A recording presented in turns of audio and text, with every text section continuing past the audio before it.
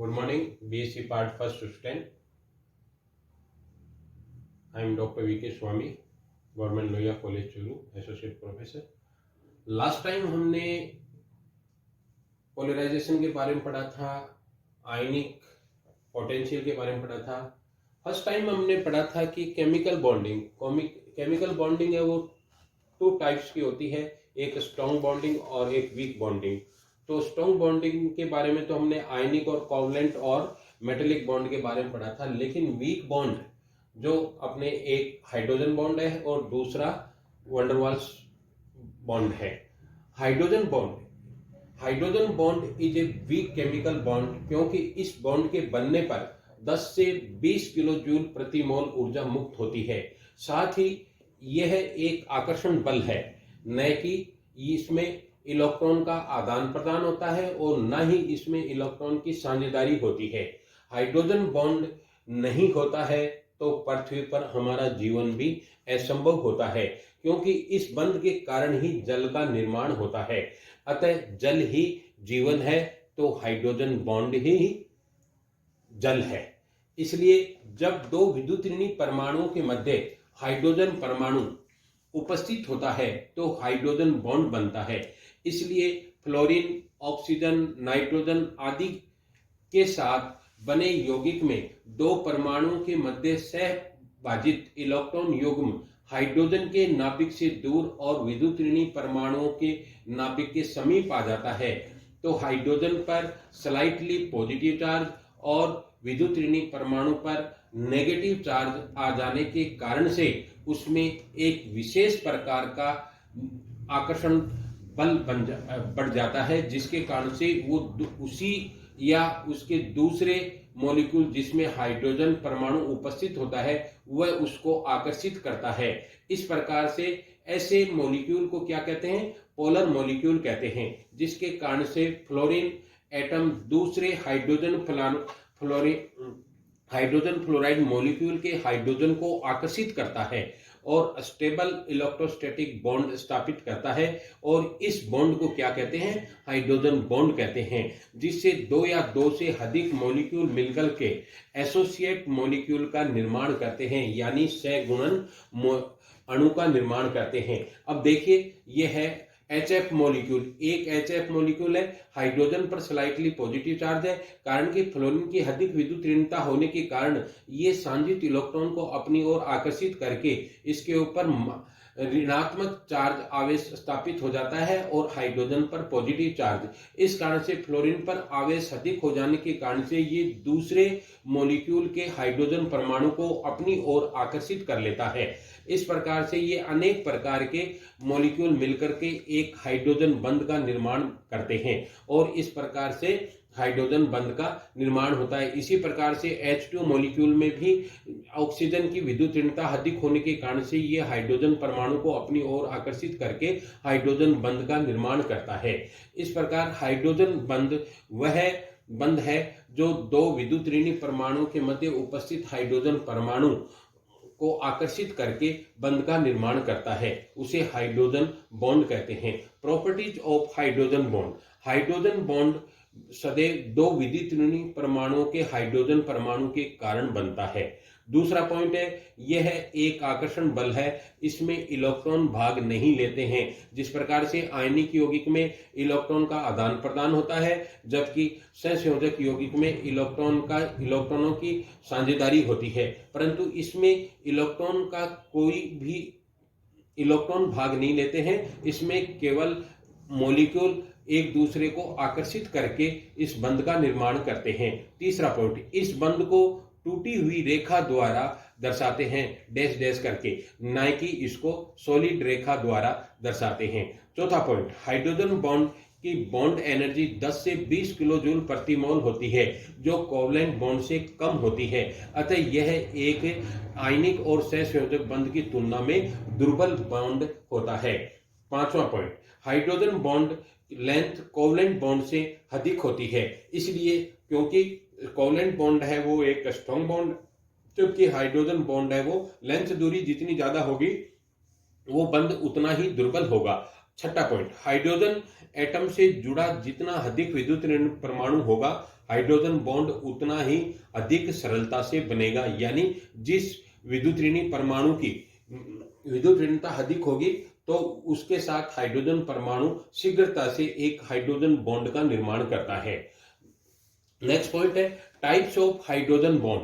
Types of hydrogen bond है, hydrogen bond है वो दो प्रकार के होते हैं। एक इंटरमोलिक्यूलर हाइड्रोजन बॉन्ड, जिसे हिंदी में अंतरा अणुक हाइड्रोजन बॉन्ड कहते हैं। यदि दो या दो से अधिक एक समान या असमान मॉलिक्यूल आपस में जुड़ करके सगुणित अणुओं का निर्माण करते हैं तो उसे इंटरमोलिक्यूलर हाइड्रोजन बॉन्ड कहते हैं। जैसे फॉर एग्जांपल्स H2O में H2O के अनेक मॉलिक्यूल जिसमें ऑक्सीजन परमाणु H2O मॉलिक्यूल के दूसरे हाइड्रोजन परमाणु को अपनी ओर आकर्षित करके हाइड्रोजन बॉन्ड का निर्माण करता है। इसी प्रकार से अमोनिया मॉलिक्यूल में एक नाइट्रोजन परमाणु के साथ 3 हाइड्रोजन परमाणु जुड़े होते हैं, तो जिसमें वह एक हाइड्रोजन परमाणु के साथ नाइट्रोजन परमाणु है वो हाइड्रोजन बॉन्ड का निर्माण करते हैं। इस प्रकार से अनेक अमोनिया मॉलिक्यूल जुड़ करके हाइड्रोजन बॉन्ड द्वारा जुड़े होते हैं, जिससे वो द्रव अवस्था में उपस्थित होता है। तो इसी प्रकार से हाइड्रोजन फ्लोराइड में अनेक हाइड्रोजन फ्लोराइड मॉलिक्यूल में विद्युत ऋणी फ्लोराइड आयन है, फ्लोराइड परमाणु है, वो दूसरे हाइड्रोजन परमाणु को अपनी आकर्षित करके इंटरमोलिक्यूलर हाइड्रोजन बॉन्ड का निर्माण करते हैं। इस प्रकार से H2O, NH3, HF, HCl, alcohol आदि में इंटरमोलिक्यूलर हाइड्रोजन बॉन्ड पाया जाता है। दूसरा है इंट्रामोलिक्यूलर हाइड्रोजन बॉन्ड यानी अंत अणुक हाइड्रोजन बॉन्ड।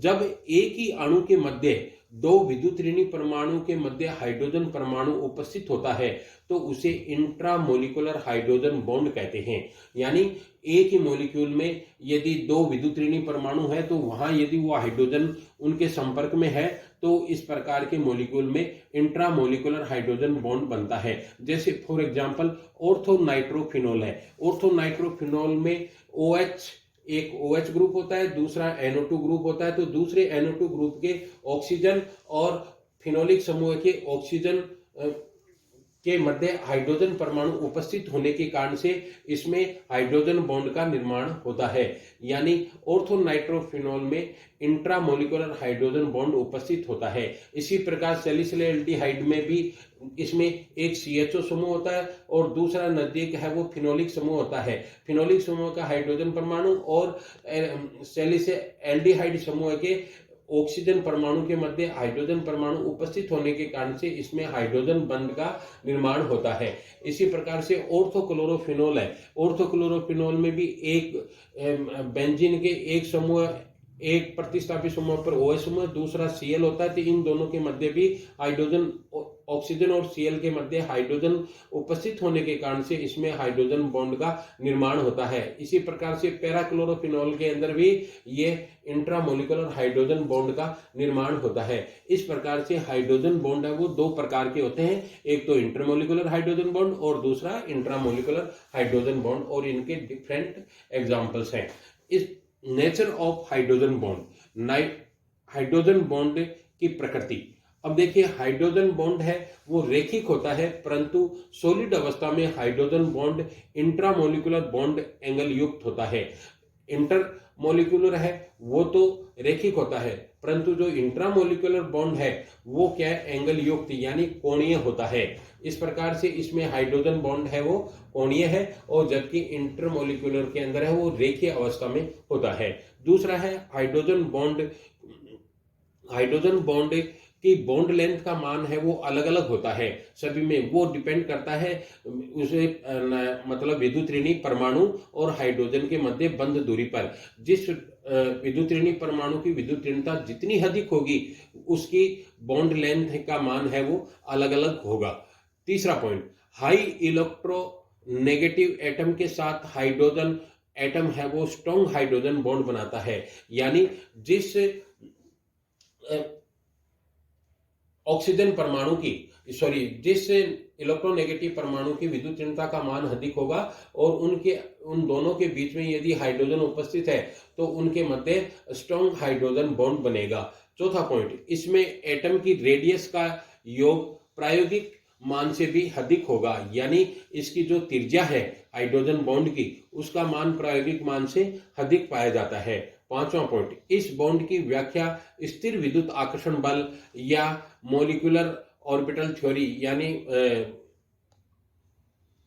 आणविक कक्षीय सिद्धांत, और तीसरा है संयोजकता बंध सिद्धांत के द्वारा की जाती है इस बंध की व्याख्या हाइड्रोजन बॉन्ड की। और छठा पॉइंट है, इस बॉन्ड के कारण कंपाउंड के भौतिक एवं रासायनिक गुणों का पर भी प्रभाव पड़ता है, यानी भौतिक और रासायनिक गुणों में परिवर्तन हो जाता है। जैसे नंबर 1, मॉलिक्यूलर वेट या वॉल्यूम डेंसिटी है वो इसकी क्या हो जाती है, बढ़ जाती है। फॉर एग्जाम्पल अपने एसिटिक अम्ल को लेते हैं। एसिटिक अम्ल का वैसे तो मॉलिक्यूलर वेट है वो 120 होता है, लेकिन जब ये इसमें क्या है कि इसके मॉलिक्यूल है वो सैगुणित हो जाते हैं, अतः इसके दो मॉलिक्यूल जुड़कर के हाइड्रोजन बॉन्ड का निर्माण करते हैं। जब भी अपने इसका प्रायोगिक मान ज्ञात करते हैं तो हमें हमेशा इसका मॉलिक्यूलर वेट है वो 120 प्राप्त होता है। इसका कारण भी हाइड्रोजन बॉन्ड होता है। नंबर 2, मेल्टिंग और बॉइलिंग पॉइंट का मान है वो क्या है, बढ़ जाता है। इस प्रकार से जिस यौगिकों में हाइड्रोजन बॉन्ड उपस्थित होता है तो उसके मेल्टिंग और बॉइलिंग पॉइंट पर भी इफेक्ट पड़ता है। तीसरा है सोल्युबिलिटी, हाइड्रोजन बॉन्ड के कारण से उसकी सोल्युबिलिटी भी बढ़ जाती है, यानी जैसे जैसे हाइड्रोजन बॉन्ड की मात्रा बढ़ती है तो सोल्युबिलिटी में परिवर्तन हो जाता है भौतिक गुणों में। इसी प्रकार से डाइलेक्ट्रिक कांस्टेंट में भी परिवर्तन हो जाता है। नेक्स्ट है डिसोसिएशन ऑफ कार्बोक्सिलिक एसिड, यानी इसमें सैगुणता बढ़ जाने के कारण से इसमें डिसोसिएशन यानी सैगुणता का मान भी बढ़ता है। विस्कोसिटी ऑफ लिक्विड, यानी द्रवों की श्यानता के मान में भी परिवर्तन आ जाता है हाइड्रोजन बॉन्ड के कारण से। यही कारण है कि H2O की जो श्यानता का मान है वो 10.05 मिलीपोइज होता है। इसी प्रकार से मेथिल अल्कोहल की भी 5.96 मिलीपोइज होता है। इसी प्रकार से एसीटोन का भी 2.33 मिलीपोइज होता है। इसी प्रकार से एक है क्रिस्टल स्ट्रक्चर, हाइड्रोजन बॉन्ड के कारण से किसी पर यौगिक की क्रिस्टल संरचना में भी परिवर्तन हो जाता है, जिससे इसमें जिगजग स्ट्रक्चर का निर्माण होता है। फॉर एग्जांपल फार्मिक एसिड और अमोनियम फ्लोराइड और पोटेशियम हाइड्रोजन फॉस्फेट, इन सभी के अंदर ये क्रिस्टलीय संरचना इनकी भिन्न भिन्न होती है। इस प्रकार से